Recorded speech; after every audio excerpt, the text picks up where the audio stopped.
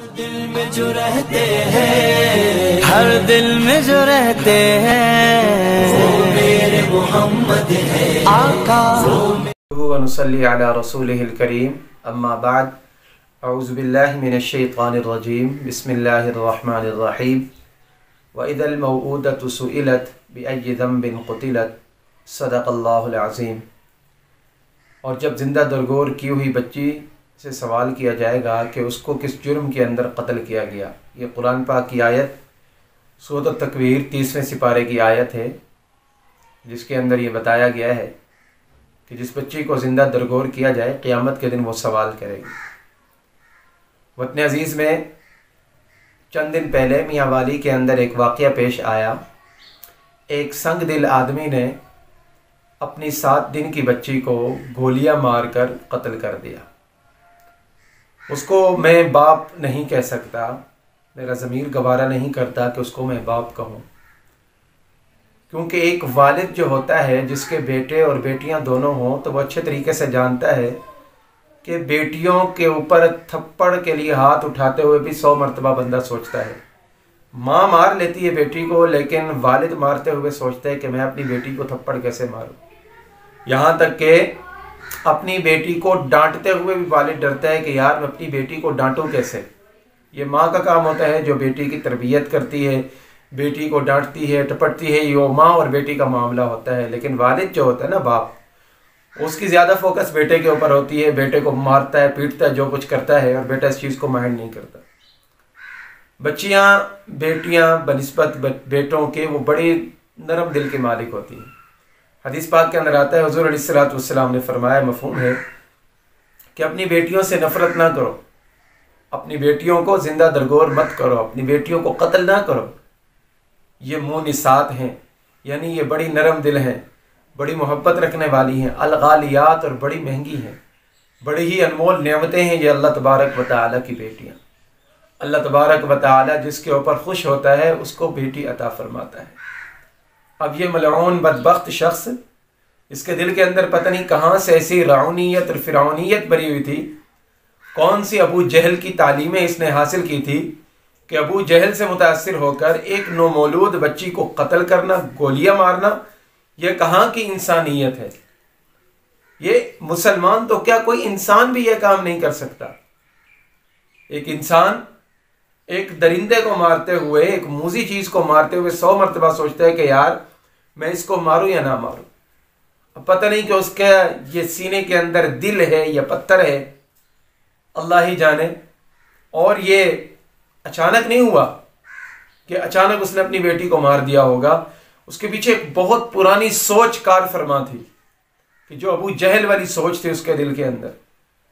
ऐसे लोग ये समझते हैं कि कल को हमारा कोई दामाद बनेगा, हमारी बेटी किसी के घर में चलकर जाएगी। अरे भाइयों, अगर दामाद बनाना कोई आयब का काम होता तो रसूलुल्लाह सल्लम के दामाद ना होते। अगर बेटियों का पैदा होना आयब होता तो अल्लाह के नबी की 4 बेटियां ना होती। रसूलुल्लाह सल्लम की 4 बेटियां, और 4 बेटियों का निकाह हुआ है, 4 बेटियों की शादी हुई थी। बेटियां अल्लाह तबारक व तआला जिसके ऊपर राजी होता है उसको बेटियां अता फरमाता है। ये हमारे मुआशरे का आज अलमिया बन चुका है कि जिसके घर पे बेटियां हों, लोग बड़े उसको उसके साथ देखते हैं, बेचारगी की निगाह उसके ऊपर डालते हैं कि बेचारे को मजलूम समझते हैं कि इस बेचारे की बेटियां हैं। हालांकि कुरान कहता है, इदा बुश्शिरा अहदुहुम बिल उन्सा, जब उनमें से किसी को खुशखबरी दी जाती है। खुशखबरी, बेटी की भी खुशखबरी होती है। जिस तरह बेटे की खुशी होती है वैसी ही बेटी की खुशी होती है। और भाई ये तो चंद दिन के लिए हमारे पास होती है, मेहमान होती है ये। इसको पलाओ, पालो, पढ़ाओ, लिखाओ, और जब इसकी शादी की उम्र हो जाए तो फिर ये तो बेचारी रुखसत होकर चली जाती है। तो चंद दिन की मेहमान हमारे पास आती है, इसलिए अपनी बेटियों के साथ हुस्ने सलूक से पेश आए। बेटियों के साथ बुरे सलूक से पेश आना यह मुसलमानों की तालीम नहीं है, और ये हमारी तहजीब नहीं है। साहबे किराम रिज़वानुल्लाह अलैहिम अजमाइन बेटियों की पैदाइश पर खुश हुआ करते थे। हदीस पाक के अंदर आता है कि ये बेटियां जो है ना, बेटियां ये जहन्नम से आड़ हैं, ये जहन्नम से रोकने वाली हैं तुम्हें। जिसके घर पे बेटियां होती हैं, हदीस पाक के अंदर आता है कि जिसकी 3 बेटियां हों, एक हदीस में 2 आते हैं, एक हदीस में 1 भी आता है, कि वो बेटी इसके वालिद ने उनकी अच्छी तरबियत की हो और बेटे को बेटी पर फौकियत ना दी हो, तरजीह ना दी हो, सही बराबर रखा हो।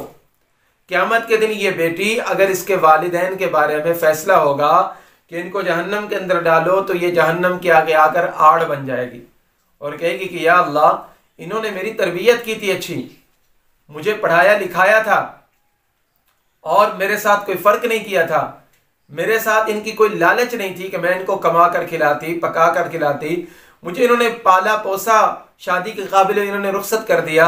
मौला, आज मैं ये रिक्वेस्ट करती हूँ, आपसे गुजारिश करती हूँ, मैं सिफारिश करती हूँ कि मेरे माँ बाप को जहन्नम के अंदर ना जाने दें। अल्लाह तबारक व तआला बेटियों की सिफारिश वालिदैन के हक में कबूल फरमा लेगा। ये हमारे माशरे के अंदर बहुत बड़ा अलमिया आ चुका है एक बार फिर, कि वो अबू जहल वाली सोच आ रही है कि बेटियां क्यों पैदा हो गई। बेटी के पैदा होने में ये किसी का हाथ नहीं होता, इसमें औरत का क्या कसूर है या मर्द का क्या कसूर है इसके अंदर। यह तो अल्लाह तबारक व तआला जिसे चाहता है, यहबु लिमन यशाउ इनासा व यहबु लिमन यशाउ ज़ुकूर। अल्लाह तबारक व तआला जिसे चाहता है बेटियां अता फरमाता है, जिसे चाहता है बेटे अता फरमाता है। तो अल्लाह तबारक व तआला की तकसीम के ऊपर मुसलमान राजी रहता है। और मैंने पहले भी अर्ज किया कि अल्लाह तबारक व तआला जिससे राजी होता है उसे बेटियां अता फरमाता है। हमारे घरों के अंदर अगर बेटियां हैं, अपनी बेटियों के साथ उसने सलूक से पेश आए, अपनी बेटियों के साथ कोई फर्क ना करें, बेटियों की नफरत दिल के अंदर ना रखें। यही बेटियां क़यामत के दिन तुम्हारे लिए सिफारशी बनेंगी। और आखिर में ये जो मलऊन पकड़ा गया है, बदबख्त अल्हम्दुलिल्लाह गिरफ्तार हो चुका है। मैं कोई ज़्यादा दूर तक मेरी आवाज़ नहीं जाती, जहां जहां तक मेरी आवाज़ पहुंचती है वो हजरात इस आवाज़ को आगे पहुंचाएं, किसी तरीके से भी पहुंचाएं इस आवाज़ को।